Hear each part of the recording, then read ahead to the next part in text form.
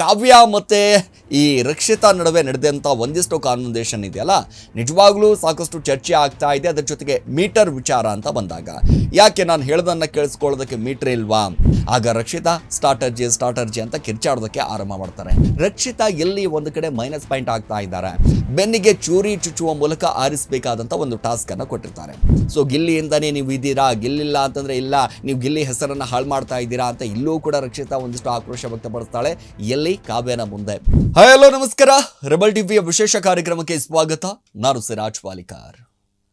Big boss ಮನೆಯಿಂದ ಸಹಜವಾಗಿ ಪ್ರತಿ ವಾರ ಒಬ್ಬೊಬ್ಬ ಅಭ್ಯರ್ಥಿಗಳು, ಒಂದೊಂದು ಕಡೆ ಸ್ಪರ್ಧಿಗಳು ಎಲ್ಲರೂ ಕೂಡ ಹೊರಗಡೆ ಬರ್ತಾರೆ. ಸಹಜವಾಗಿ ನಾವು ಕೂಡ ಗಮನಿಸ್ತಾ ಇದ್ದೀವಿ. ಈ ವಾರ ಜಾನ್ವಿ ಕಾರ್ತಿಕ್ ಅವರು ಹೊರಗಡೆ ಬಂದರು. ಸಾಕಷ್ಟು ವಿಚಾರ ಏನಪ್ಪ ಅಂತಂದರೆ, ಈ ಟಾಸ್ಕ್ ಅಂತ ಅಂದಾಗ ಸಹಜವಾಗಿ ಬಿಗ್ ಬಾಸ್ ಮನೆ ಹಿಂಗಾಗೋಗ್ಬಿಡುತ್ತೆ ಅಂತಂದರೆ ರಣರಂಗ ಆಗೋಗ್ಬಿಡುತ್ತೆ. ಯಾರೇ ಆದರೂ ಕೂಡ ಯಾರನ್ನಾದರೂ ಮನೆಯಿಂದ ಹೊರಗೆ ಹಾಕಬೇಕು ಅಂತ ಅಂದಾಗ, ಟಾಸ್ಕ್ ಅಂತ ಬಂದಾಗ, ನಾಮಿನೇಟ್ ಅಂತ ಬಂದಾಗ ಎಲ್ಲರೂ ಕೂಡ ಸಹಜವಾಗಿ ಸಿಡ್ದೇಳುವಂಥದ್ದು ನಿಜ.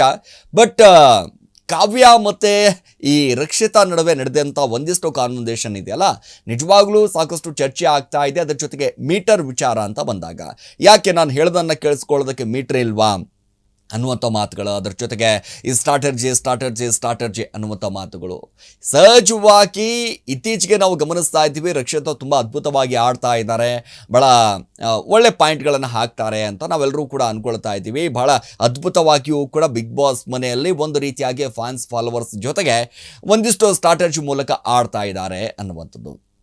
ಯಾಕೆ ಅಂತಂದರೆ ಈ ಹಿಂದೆಯೂ ಕೂಡ ಒಂದಿಷ್ಟು ಎಪಿಸೋಡ್ಗಳನ್ನು ಮಾಡಿದಂಥ ಸಂದರ್ಭದಲ್ಲಿ ರಕ್ಷಿತಾ ಅವರ ಬಗ್ಗೆ ವಿಶೇಷವಾಗಿ ನಮಗನ್ಸುತ್ತೆ, ಬೆಂಕಿಯಲ್ಲಿ ಅರಳಿದಂಥ ಹೂವು, ಭಾಳ ಅದ್ಭುತವಾದಂಥ ಆಟವನ್ನು ಆಡ್ತಾ ಇದ್ದಾರೆ. ಯಾರಿಗೂ ಕೂಡ ಮೋಸ ಮಾಡದೆ, ಯಾರಿಗೂ ಕೂಡ ಬೇರೆಯವರಿಗೆ ಅನ್ಯಾಯ ಆಗದೆ ಹಾಗೆ, ಯಾರಿಗೂ ಕೂಡ ಮನಸ್ಸಿಗೆ ನೋವು ಆಗದ ಹಾಗೆ ಭಾಳಷ್ಟು ಅದ್ಭುತವಾಗಿ ಆಟ ಆಡ್ತಾ ಇದ್ದಾರೆ. ಆ ರೀತಿ ಹಾಕಿ ಜನರಿಗೆ ಸಿಕ್ಕಾಪಟ್ಟೆ ಇಷ್ಟಪಡ್ತಾ ಇರುವಂಥದ್ದು. ಅವರಿಗೆ ತಂದು ಇವರಿಗೆ ತಂದು ಹಾಕುವಂಥದ್ದಿಲ್ಲ, ಬೇರೆಯವರಿಗೆ ಒಂದಿಷ್ಟು ಜಗಳ ಹಚ್ಚುವಂಥ ಕೆಲಸ ಮಾಡೋದಿಲ್ಲ. ಯಾರಾದರೂ ಬಿಗ್ ಬಾಸ್ ಮನೆಯಿಂದ ಹೊರಗಡೆ ಹೋಗ್ತಾ ಇದ್ದಾರೆ ಅಂತಂದಾಗ ಆ ಎಮೋಷ್ನಲ್ ಆಗಿರ್ಬೋದು, ಯಾರೇ ಹೋದರೂ ಕೂಡ, ಅವರ ವಿರೋಧಿ ಆಗಿರ್ಬೋದು, ಅವರ ಜೊತೆ ಇರೋರಾಗಿರ್ಬೋದು, ಯಾರೇ ಹೋದರೂ ಕೂಡ ರಕ್ಷಿತಾ ಕಣ್ಣಲ್ಲಿ ಒಂದಿಷ್ಟು ನೀರು ಬರೋದನ್ನು ಸಹಜವಾಗಿ ನಾವು ಗಮನಿಸಿದ್ವಿ. ನೋಡಿ, ಮೊನ್ನೆ ಜಾನ್ವಿ ಹೋಗಬೇಕಾದಂಥ ಸಂದರ್ಭದಲ್ಲೂ ಕೂಡ ಇದೇ ರಕ್ಷಿತಾ ಒಂದಿಷ್ಟು ಕಣ್ಣೀರನ್ನು ಹಾಕುವಂಥ ಕೆಲಸವನ್ನು ಮಾಡ್ತಾ ಇದ್ರು. ಅಂದರೆ ಅಷ್ಟರ ಮಟ್ಟಿಗೆ ಅದ್ಭುತವಾಗಿ ಆಡ್ತಾ ಇರುವಂಥ ರಕ್ಷಿತಾ ಇದೀಗ ಒಂದಿಷ್ಟು ಇರಿಟೇಟ್ ಅನ್ನಿಸುವಂಥ ಕೆಲಸಗಳು ಕೇಳಿ ಬರ್ತಾ ಇದೆ, ಮಾತುಗಳು ಕೇಳಿ ಬರ್ತಾ ಇದೆ. ಯಾಕೆ ಅಂತಂದರೆ, ರಕ್ಷಿತಾ ಮಾತಾಡುವಂಥ ಮಾತುಗಳಲ್ಲಿ ಪ್ರಮುಖವಾಗಿ ಈ ನಾಮಿನೇಟ್ ಅಂತ ಬಂದಾಗ, ಮನೆಯಿಂದ ಒಬ್ಬರನ್ನು ಹೊರಗೆ ಕಳಿಸ್ಬೇಕು ಅಂತಂದಾಗ ಭಾಳಷ್ಟು ಯೋಗ್ಯವಾದಂಥ ಮಾತುಗಳನ್ನು, ಅದರ ಜೊತೆಗೆ ನಾಮಿನೇಟ್ ಮಾಡಬೇಕಾದಂಥ ಸಂದರ್ಭದಲ್ಲಿ ಒಂದಿಷ್ಟು ಆಯ್ಕೆ ಮಾಡುವಂಥ ಪದಗಳಾಗಿರ್ಬೋದು, ಒಂದಿಷ್ಟು ಈ ಸೂಕ್ತ ಕಾರಣಗಳನ್ನು ನಾವು ಕೊಟ್ಟು ನಾಮಿನೇಟ್ ಮಾಡಬೇಕಾಗಿದೆ. ಆದರೆ ರಕ್ಷಿತಾ ಇಲ್ಲಿ ಎಡುವಂಥ ಕೆಲಸವನ್ನು ಮಾಡ್ತಾ ಇದ್ದಾರೆ. ಯಾರಿಗೆ ಆದರೂ ಕೂಡ ನಾಮಿನೇಟ್ ಮಾಡಬೇಕಾದಂಥ ಸಂದರ್ಭದಲ್ಲಿ ಸೂಕ್ತವಾದಂಥ ಕಾರಣ ಅವರ ಹತ್ರ ಇರೋದಿಲ್ಲ. ಆ ಕಡೆದಿಂದ ಈ ಕಡೆ, ಈ ಕಡೆದಿಂದ ಆ ಕಡೆ, ಯಾಕಂದರೆ ಒಂದು ಸ್ಥಳದಲ್ಲಿ ನಿಂತ್ಕೊಂಡು ಮಾತು ಕೇಳೋದಿಲ್ಲ. ಈ ರೀತಿಯಾದಂಥ ಮಾತುಗಳು ಯಾಕೆ ಅಂತಂದರೆ, ನೋಡಿ, ಈಗ ಬಿಗ್ ಬಾಸ್ ಮನೆಯಲ್ಲಿ ಇರಲು ಯೋಗ್ಯತೆ ಇಲ್ಲದಂಥ ಸ್ಪರ್ಧಿಗಳ ಬೆನ್ನಿಗೆ ಚೂರಿ ಚುಚ್ಚುವ ಮೂಲಕ ಆರಿಸಬೇಕಾದಂಥ ಒಂದು ಟಾಸ್ಕನ್ನು ಕೊಟ್ಟಿರ್ತಾರೆ. ಈ ಟಾಸ್ಕನ್ನು ಭಾಳಷ್ಟು ಜನ ಗಮನಿಸ್ತಿರ್ತೀರ, ಯಾವ ರೀತಿಯಾಗಿ ಆಡಿದ್ರು ಏನು ಕತೆ ಅಂತ. ಸೊ ಈ ವೇಳೆ ರಕ್ಷಿತಾ ಹಾಗೆ ಕಾವ್ಯ ಅವರ ನಡುವೆ ಒಂದಿಷ್ಟು ದೊಡ್ಡ ಗಲಾಟೆ ನಡೆದೋಗ್ಬಿಡುತ್ತೆ. ಏನಪ್ಪ ಈ ಗಲಾಟೆ, ಯಾವ ರೀತಿಯಾಗಿ ಗಲಾಟೆ ಆಯಿತು ಅಂತಂದಾಗ, ಬಿಗ್ ಬಾಸ್ ಟಾಸ್ಕ್ನಂತೆ ರಕ್ಷಿತಾ ಮನೆಯಲ್ಲಿ ಇರಲು ಯೋಗ್ಯತೆ ಇಲ್ಲದ ಸ್ಪರ್ಧಿಯಾಗಿ ಕಾವ್ಯ ಅವರನ್ನು ಒಂದಿಟ್ಟು ಸೂಚನೆ ಕೊಡ್ತಾರೆ. ನೋಡಿ, ನೀವು ನನ್ನ ಕಾಂಪಿಟೇಟರ್ ಅಂತ ನನಗೆ 1% ಕೂಡ ಅನಿಸ್ಲಿಲ್ಲ ಅಂತ ರಕ್ಷಿತಾ ಹೇಳ್ತಾರೆ. ನೋಡಿ, ನೀವು ನನ್ನ ಕಾಂಪಿಟೇಟರು, ನೀವು ನನ್ನ ಜೊತೆ ನೀವು ನನಗೆ ಕಾಂಪಿಟೇಟರ್ ಆಗೇ ಇಲ್ಲ, ನೀವು ಬಿಗ್ ಬಾಸ್ ಮನೆಯಲ್ಲಿ ಈ ಸೀಸನಲ್ಲಿ ನಾನೇ ಗೆಲ್ಲೋದು ಅನ್ನುವಂಥ ಲೆಕ್ಕಾಚಾರದಲ್ಲಿ ಆ ಕಾನ್ಫಿಡೆನ್ಸ್ ಮೂಲಕ ರಕ್ಷಿತಾ ಮಾತಾಡ್ತಾಳೆ. ನಿಮ್ಮದು ಎಫರ್ಟ್ ಇರಲ್ಲ ಅಂತ ಕಾವ್ಯವು ಕೂಡ ರಕ್ಷಿತಾಗೆ ಒಂದಿಷ್ಟು ಕೆಣಕ್ತಾರೆ. ನೋಡಿ, ನಿನ್ನ ಸ್ಟಾರ್ಟರ್ಜಿ, ನಿನ್ನ ಚೀಪ್ ಗಿಮೇಕ್ ನನ್ನ ಹತ್ರ ನಡೆಯೋದಲ್ಲ, ನನ್ನ ಕಾಲಿನ ಧೂಳಿಗೂ ಸಮ ಅಲ್ಲ ಅನ್ನುವಂಥ ರೀತಿಯಾಗಿ ಕಾವ್ಯವು ಕೂಡ ರಕ್ಷಿತಾ ಮೇಲೆ ಒಂದಿಷ್ಟು ಕೂಗಾಡೋದಕ್ಕೆ ಆರಂಭ ಮಾಡ್ತಾರೆ. ಆಗ ರಕ್ಷಿತಾ ಸ್ಟಾರ್ಟರ್ಜಿ ಅಂತ ಕಿರ್ಚಾಡೋದಕ್ಕೆ ಆರಂಭ ಮಾಡ್ತಾರೆ. ಆಗ ನಾನು ಹೇಳೋದನ್ನು ಕೇಳೋದಕ್ಕೆ ಮೀಟರ್ ಇಲ್ವಾ ನಿನಗೆ ಅಂತ ಕಾವ್ಯವು ಕೂಡ ಒಂದಿಷ್ಟು ಆವಾಜ್ ಹಾಕೋದನ್ನು ನಾವು ಗಮನಿಸಿದ್ವಿ. ನೋಡಿ, ಈ ಕಾವ್ಯ ಮತ್ತು ಈಗ ರಕ್ಷಿತಾ ನಡುವೆ ನಡೆದಿರುವಂಥ ಈ ಒಂದು ಕಾನ್ವರ್ಸೇಷನು ಅಂದರೆ, ರಕ್ಷಿತಾ ಮಾಡಬೇಕಾದಂಥ ಸಂದರ್ಭದಲ್ಲಿ ಯಾರಿಗಾದರೂ ಒಂದಿಷ್ಟು ನಾಮಿನೇಟ್ ಮಾಡಬೇಕು ಅಂತಂದಾಗ ಸಹಜವಾಗಿ ಒಂದಿಷ್ಟು ಸೂಕ್ತ ಕಾರಣಗಳನ್ನು ಕೊಡಬೇಕಾಗುತ್ತೆ. ಹೌದು, ಒಂದೇ ರೀತಿಯಾಗಿ ಕಾವ್ಯ ಒಂದು ಕಡೆ ಗಿಲ್ಲಿಯನ್ನು ಇಟ್ಕೊಂಡು ಮುಂದೆ ಆಟ ಆಡ್ತಾ ಇದ್ದಾರೆ ಅನ್ನುವಂಥ ಒಂದಿಷ್ಟು ಅಭಿಮಾನಿಗಳ ಮಾತುಗಳು, ಅದರ ಜೊತೆಗೆ ಗಿಲ್ಲಿ ಅಭಿಮಾನಿಗಳು ಕೂಡ ರಕ್ಷಿತಾ ಅವ್ರನ್ನ ಸೇವ್ ಮಾಡ್ತಾ ಇದ್ದಾರೆ. ಪ್ರತಿ ವಾರವೂ ಕೂಡ ಯಾಕಂದರೆ ಇಬ್ಬರ ಜೋಡಿ ಚೆನ್ನಾಗಿದೆ, ಒಂದು ರೀತಿಯಾಗಿ ಇಬ್ಬರು ಚೆನ್ನಾಗಿ ಒಂದಿಷ್ಟು ಕಾಣಿಸ್ತಾರೆ ಬಿಗ್ ಬಾಸ್ ಮನೆಯಲ್ಲಿ. ಸಂದರ್ಭದಲ್ಲಿ. ಯಾಕೆ ಅಂತಂದರೆ ಕಾವ್ಯ ಹೋದರೆ ಒಂದು ರೀತಿಯಾಗಿ ಗಿಲ್ಲಿ ಸಪ್ಪೆ ಆಗಬಹುದು ಅನ್ನುವಂಥ ಕಾರಣದಿಂದಾಗಿ ಗಿಲ್ಲಿ ಫ್ಯಾನ್ಸ್ಗಳು ಕೂಡ ಒಂದು ಕಡೆ ಕಾವ್ಯ ಅವ್ರನ್ನ ಕೂಡ ಒಂದಿಷ್ಟು ವೋಟ್ ಹಾಕುವ ಮೂಲಕ ಉಳಿಸ್ಕೊಳ್ಳುವಂಥ ಸ್ಟ್ರಾಟಜಿ ಕೂಡ ಇಲ್ಲಿ ಮಾಡ್ತಾ ಇದ್ದಾರೆ. ಯಾಕಂದರೆ ಈಗ ಎದ್ದು ಕಾಣ್ತಾ ಇರುವಂಥದ್ದು ಹಾಗೆ ಪ್ರತಿ ವಾರವೂ ಕೂಡ ಗಮನಿಸ್ತಾ ಹೋದಾಗ ಅವ್ರದ್ದೇ ಆದಂಥ ಒಂದರ ಕಡೆ ಕಾವ್ಯ ಎಲ್ಲೂ ಕೂಡ ಕಾಣಿಸ್ಕೊಳ್ತಾ ಇಲ್ಲ.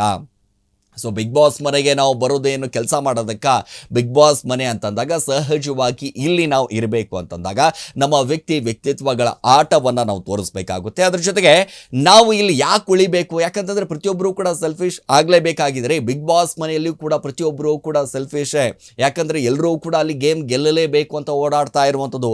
ಕಾವ್ಯ ಆಗಿರ್ಬೋದು, ಗಿಲ್ಲಿ ಆಗಿರ್ಬೋದು, ಅಶ್ವಿನಿ ಗೌಡ ಆಗಿರ್ಬೋದು, ಧ್ರುವಂತ ಆಗಿರ್ಬೋದು, ರಘು ಆಗಿರ್ಬೋದು, ಸೂರಜ್ ಆಗಿರ್ಬೋದು, ರಾಶಿಕಾ ಆಗಿರ್ಬೋದು, ಸ್ಪಂದನ ಆಗಿರ್ಬೋದು, ಮಾಳು ಆಗಿರ್ಬೋದು, ಹಾಗೆ ಈಗ ಬಂದಿರುವಂಥ ವೈಲ್ಡ್ ಕಾರ್ಡ್ ಏನು ಎಂಟ್ರಿ ಕೊಟ್ಟಿದ್ದಾರಲ್ಲ ರಜತ್ ಆಗಿರ್ಬೋದು, ಹಾಗೆ ಇಲ್ಲಿ ಚೈತ್ರ ಆಗಿರ್ಬೋದು, ಎಲ್ಲರೂ ಕೂಡ ಪ್ರಮುಖವಾಗಿ ಅಭಿಯೂ ಸೇರಿಸಿ ಎಲ್ಲರೂ ಕೂಡ ಸ್ಟ್ರಾಟಜಿ ಮಾಡುವ ಮೂಲಕ ತಮ್ಮದೇ ಆದಂಥ, ಯಾಕಂದರೆ ಇಲ್ಲಿ ಸೆಲ್ಫಿಶ್ ಇಲ್ಲ ಅಂತಂದರೆ ಧಾರಾಳವಾದ ಮನಸ್ಸು ಇದ್ದು ಅಂತಂದರೆ ಯಾರಿಗೂ ಕೂಡ ಆಗೋದಿಲ್ಲ. ನೋಡಿ, ಇಲ್ಲಿ ಧಾರಾಳವಾದಂಥ ಮನಸ್ಸು ನಿನ್ನದು ಇದೆಯಮ್ಮ, ಆದರೆ ನಂದಲ್ಲ ಅಂತ ಕಾವ್ಯ ಹೇಳ್ತಾರೆ.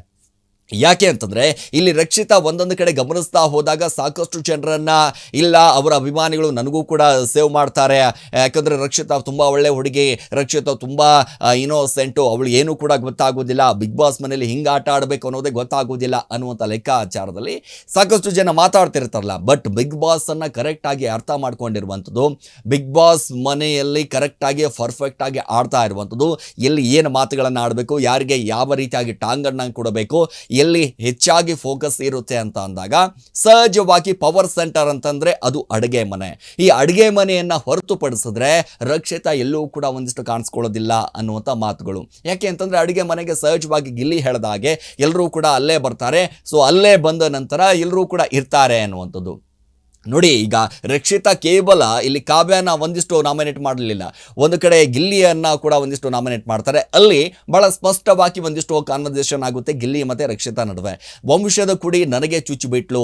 ಸೊ ಈ ಚುಚ್ಚದಂಥ ಸಂದರ್ಭದಲ್ಲಿ ಹೇಳ್ತಿರ್ತಾರೆ, ಹೇಳಮ್ಮ ಏನಾಯಿತು. ಸೊ ಫಸ್ಟ್ ಆಫ್ ಆಲ್ ನೀನು ನಾಮಿನೇಟ್ ಮಾಡಬೇಕಾದಂಥ ಸಂದರ್ಭದಲ್ಲಿ ಒಂದಿಷ್ಟು ಈ ಬಟ್ಟೆ ಒಗೆದು ನಾಮಿನೇಷನ್ ಮಾಡಬೇಕಾದಂಥ ಸಂದರ್ಭದಲ್ಲಿ ಗಿಲ್ಲಿ ಹೆಸರನ್ನು ಜಾನ್ವಿ ಅವರು ಎತ್ಕೊಳ್ತಾರೆ. ಸೊ ಒಂದಿಷ್ಟು ಈ ಆ್ಯಂಕರ್ ವಿಚಾರಕ್ಕೆ ಸಂಬಂಧಪಟ್ಟ ಹಾಗೆ ಆಗಿರ್ಬೋದು, ಒಂದಿಷ್ಟು ಶೋ ವಿಚಾರಕ್ಕೆ ಸಂಬಂಧಪಟ್ಟ ಹಾಗೆ ಆಗಿರ್ಬೋದು, ಸವಿರುಚಿ ವಿಚಾರಕ್ಕೆ ಸಂಬಂಧಪಟ್ಟ ಹಾಗೆ ಮಾತಾಡಿದಂಥ ಸಂದರ್ಭದಲ್ಲಿ ಇದೇ ಜಾನ್ವಿ ಒಂದಿಷ್ಟು ಗಿಲ್ಲಿಯನ್ನು ನಾಮಿನೇಟ್ ಮಾಡ್ತಾರೆ. ಸೊ ಅವಾಗ ಇಲ್ಲಿ ಪ್ರಮುಖವಾಗಿ ಗಮನಿಸಬೇಕಾಗಿರುವಂಥದ್ದು ಏನಪ್ಪ ಅಂತಂದರೆ ರಕ್ಷಿತಾ ಅವರು ಎದ್ದು ಬರ್ತಾರೆ. ಸೊ ಮೊದಲಿಗೆ ಬರ್ತಿದ್ದಾಗೆ ವೇದಿಕೆ ಮೇಲೆ ಏನು ಹೇಳಿಬಿಡ್ತಾರೆ ಅಂತಂದರೆ, ನನಗೆ ಗಿಲ್ಲಿ ಅವರ ಹೆಸರು ತೆಗೆದುಕೊಳ್ಬೇಕು ಅಂತ ಅನಿಸಿರಲಿಲ್ಲ, ಬಟ್ ನಾನು ಇವಾಗ ತಗೊಳ್ತೀನಿ ಅಂತ ಹೇಳ್ತಾರೆ. ಯಾಕೆ ಅಂತಂದಾಗ ಒಂದಿಷ್ಟು ಶೋ ಅಂತ ಬಂದಾಗ, ಒಂದಿಷ್ಟು ಸವಿರುಚಿ ಅಂತ ಬಂದಾಗ, ಒಂದಿಷ್ಟು ಆ್ಯಂಕರ್ ಅಂತ ಬಂದಾಗ ನೀವು ಯಾವ ರೀತಿಯಾಗಿ ಮಾತಾಡಿದ್ದೀರಾ, ಯಾವ ರೀತಿಯಾದಂಥ ನಿಮ್ಮ ಮನಸ್ಥಿತಿ ಇದೆ ಅನ್ನೋದು ಎದ್ದು ಕಾಣಿಸುತ್ತೆ ಅನ್ನುವಂಥ ಕಾರಣದಿಂದಾಗಿ ಅಲ್ಲೂ ಕೂಡ ನಾಮಿನೇಟ್ ಮಾಡ್ತಾರೆ. ಸೊ ಇದೆಲ್ಲವೂ ಕೂಡ ಗಿಲ್ಲಿ ಒಂದಿಷ್ಟು ಚೂರಿ ಹಾಕದಂಥ ಸಂದರ್ಭದಲ್ಲಿ ಎಲ್ಲವೂ ಕೂಡ ಕನ್ವರ್ಸೇಷನ್ ಮಾಡ್ತಾರೆ. ಬಟ್ ನಿನ್ನ ಹತ್ರ ಸ್ವಂತ ಬುದ್ಧಿ ಇಲ್ಲ, ನಿನ್ನ ಸ್ವಂತ ಬುದ್ಧಿ ಇದ್ದಿದ್ರೆ ನೀನು ಸರಿಯಾದಂಥ ಕಾರಣಗಳನ್ನು ಕೊಟ್ಟು ಸೂಕ್ತವಾದಂಥ ಕಾರಣ ಕೊಡುವ ಮೂಲಕ ನೀನು ನಾಮಿನೇಟ್ ಮಾಡ್ತಾ ಇದ್ದೆ. ಆದರೆ ನಿನ್ನ ಹತ್ರ ಸ್ವಂತ ಬುದ್ಧಿ ಇಲ್ಲ, ಯಾರೋ ಹೇಳಿದ್ದನ್ನ ಮಾತು ಕೇಳಿಕೊಂಡು, ಯಾರೋ ಪ್ರೇರೇಪಣೆ ಮಾಡಿದಂಥ ಮಾತುಗಳನ್ನು ಅಥವಾ ಯಾರ್ದೋ ಮಾತುಗಳನ್ನು ಕೇಳಿಕೊಂಡು ನೀನು ನಾಮಿನೇಟ್ ಮಾಡ್ತಾ ಇದೆಯಾ, ನಿನ್ನ ಹತ್ರ ಸ್ವಂತ ಬುದ್ಧಿ ಇಲ್ಲ ಅಂತ ಗಿಲ್ಲಿ ಹೇಳ್ತಾನೆ. ಸೊ ಹೌದು, ನನಗೇನು ಕೂಡ ಹೇಳೋದಿಲ್ಲ ಅಂತ ಹೇಳ್ತಾರೆ. ಸೊ ಇಷ್ಟೆಲ್ಲವೂ ಕೂಡ ನೋಡ್ತಾ ಹೋದಾಗ ಇಷ್ಟು ದಿನಗಳ ಕಾಲ ನಾವು ಅನಿಸ್ತಾ ಇದ್ವಿ, ಇಲ್ಲಪ್ಪ ರಕ್ಷಿತಾ ತುಂಬ ಅದ್ಭುತವಾಗಿ ಆಡ್ತಾ ಇದ್ದಾರೆ, ಎಲ್ಲರೂ ಕೂಡ ಚೆನ್ನಾಗಿ ಆಡ್ತಾ ಇದ್ದಾರೆ ರಕ್ಷಿತಾ ಅಂತ. ಆದರೆ ಈ ಕೆಲವೊಂದಿಷ್ಟು ಈ ಮಾತುಗಳನ್ನು ಆಡಿದಂಥ ಸಂದರ್ಭದಲ್ಲಿ ಭಾಳಷ್ಟು ಇರಿಟೇಟ್ ಅನ್ನಿಸುವಂಥ ಕೆಲಸ ಆಗ್ತಾ ಇದೆ ಬಿಗ್ ಬಾಸ್ ಮನೆಯಲ್ಲಿ. ಒಂದು ರೀತಿಯಾಗಿ ಯಾಕಂದರೆ ಸುದೀಪ್ ಸರ್ ಹೇಳಿದಂಥ ಸಂದರ್ಭದಲ್ಲಿ ಒಂದು ವಾರದಲ್ಲಿ ಸಿಕ್ಕಾಪಟ್ಟೆ ಬದಲಾವಣೆ ಆದರು. ಕಿಚ್ಚನ ಚಪ್ಪಾಳೆ ಸಿಗ್ತಿದ್ದ ಹಾಗೆ ಸಂಪೂರ್ಣವಾಗಿ ಒಂದು ರೀತಿಯಾಗಿ ಬದಲಾವಣೆ ಆಗುವ ಮೂಲಕ, ಯಾಕಂದರೆ ಕಿಚ್ಚನ ಚಪ್ಪಾಳೆ ಸಿಗುತ್ತೆ ಅನ್ನುವಂಥ ಕಾರಣದಿಂದ ಅಥವಾ ಯಾವ ರೀತಿ ಆಗೋ ಗೊತ್ತಿಲ್ಲ, ಬಟ್ ಆ ಬದಲಾವಣೆ ರಕ್ಷಿತಾಲಿ ಕಾಣಿಸ್ಕೊಂಡಿತ್ತು. ಅದಾದ ನಂತರ ಒಂದಿಷ್ಟು ಇರಿಟೇಟ್ ಆಗುವಂಥ ರೀತಿಯಾಗಿ, ಯಾಕಂತಂದರೆ ಸಿಕ್ಕಾಪಟ್ಟೆ ಚೀಪ್ ಗಿಮೇಕ್ ಅನ್ನುವಂಥ ಲೆಕ್ಕಾಚಾರದಲ್ಲಿ ನನ್ನ ಹತ್ರ ನಡೆಯೋದಿಲ್ಲ ಅಂತ ಕಾವ್ಯ ಮಾತಾಡುವಂಥದ್ದು, ಇವೆಲ್ಲವೂ ಕೂಡ ನೋಡ್ತಾ ಹೋದರೆ ರಕ್ಷಿತಾ ಎಲ್ಲಿ ಒಂದು ಕಡೆ ಮೈನಸ್ ಪಾಯಿಂಟ್ ಆಗ್ತಾ ಇದ್ದಾರೆ. ಯಾಕಂದರೆ ರಕ್ಷಿತಾ ಜೊತೆ ಯಾರ್ಯಾರು ಇರ್ತಾರೆ ಅವರೆಲ್ಲರೂ ಕೂಡ ಒಂದು ರೀತಿಯಾಗಿ ನಾಮಿನೇಟ್ ಆಗ್ತಾರೆ ಅಂತ ಇದೇ ಗಿಲ್ಲಿ ಹೇಳಿದ್ದಾರೆ.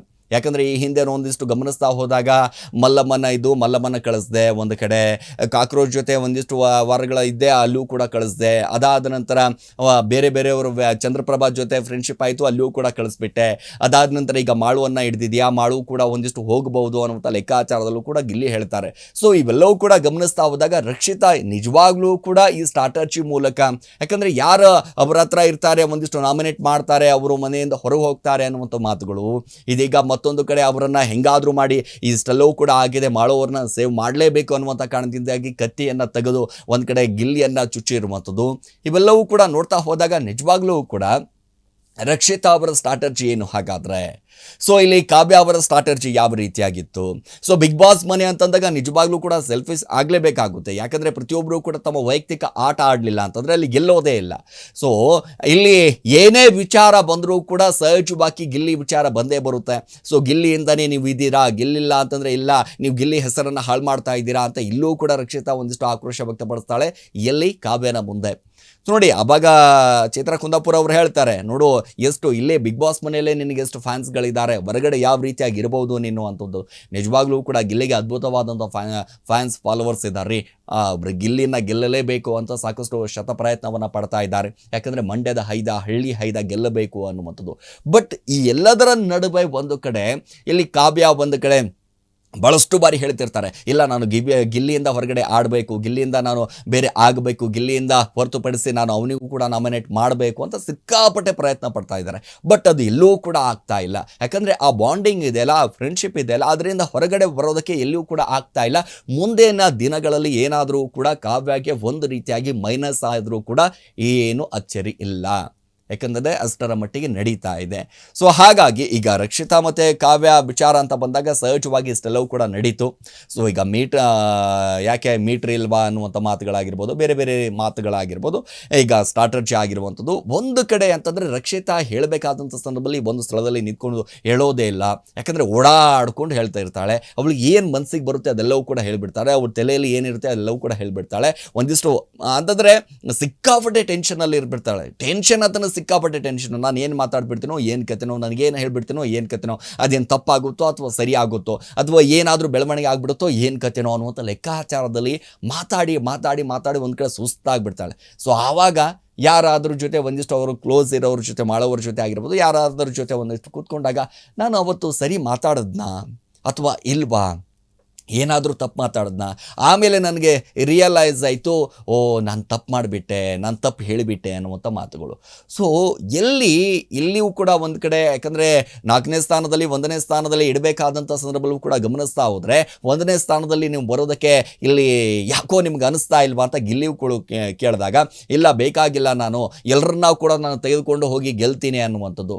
ಸೊ ಈಗ ಒಂದು ಉದಾಹರಣೆ ಕೊಡ್ತಾರೆ ಗಿಲ್ಲಿ. ಯಾಕಂತಂದರೆ ಈಗ ನೀನು ಮುಳುಗ್ತಾ ಇದ್ದ ಹಾಗೆ ಬೆನ್ ಮೇಲೆ ಕೂತ್ಕೊಂಡವರನ್ನ, ಇಲ್ಲ ನನ್ನ ಬೆನ್ ಮೇಲೆ ಇಟ್ಕೊಂಡು ನೀವು ಹೋಗಿ ಹೊರಗಡೆ ಹೋಗಿ ಅಂತ ಹೇಳ್ತೀಯಾ, ಅಥವಾ ನೀನು ಮೊದಲು ಬದುಕ್ತೀಯಾ ಅಂತ ಹೇಳ್ತಾರೆ. ಇಲ್ಲ, ನಾನು ಹಿಂಗೆ ನನ್ನ ಬೆನ್ ಮೇಲೆ ಇಟ್ಕೊಂಡು ಎಲ್ಲರೂ ಕೂಡ ಹೋಗಲಿ, ಆಮೇಲೆ ಅವ್ರು ಹೋಗಿರ್ತಾರಲ್ಲ ಅವ್ರು ನನ್ನ ಕೈ ಕೊಟ್ಟು ಒಂದಿಷ್ಟು ನನ್ನನ್ನು ಉಳಿಸ್ತಾರೆ ಅಂತ ಹೇಳ್ತಾರೆ. ಸೊ ಇವೆಲ್ಲವೂ ಕೂಡ ಒಂದು ರೀತಿಯಾಗಿ ಆಗುವಂಥ ಮಾತುಗಳಲ್ಲ. ಬಿಗ್ ಬಾಸ್ ಮನೆಯಲ್ಲಿ ಪ್ರತಿಯೊಬ್ಬರು ಕೂಡ ತಮ್ಮದೇ ಆದಂಥ ಗಿಮಿಕ್ ಮೂಲಕ ಆಡ್ತಾ ಇದ್ದಾರೆ, ತಮ್ಮ ಸ್ಟ್ರಾಟಜಿ ಮೂಲಕವೇ ಆಡ್ತಾ ಇದ್ದಾರೆ. ಇಲ್ಲಿ ಯಾರಿಗೂ ಕೂಡ ಯಾರಿಲ್ಲ ಸ್ವಾಮಿ. ಬಿಗ್ ಬಾಸ್ ಮನೆಯಲ್ಲಿ ಯಾರಿಗೂ ಕೂಡ ಯಾರಿಲ್ಲ. ಅವರವರ ಆಟಗಳು ಅವರೇ ಆಡಿ ಗೆದ್ದು ತೋರಿಸ್ಬೇಕಾಗಿರುವಂಥದ್ದು.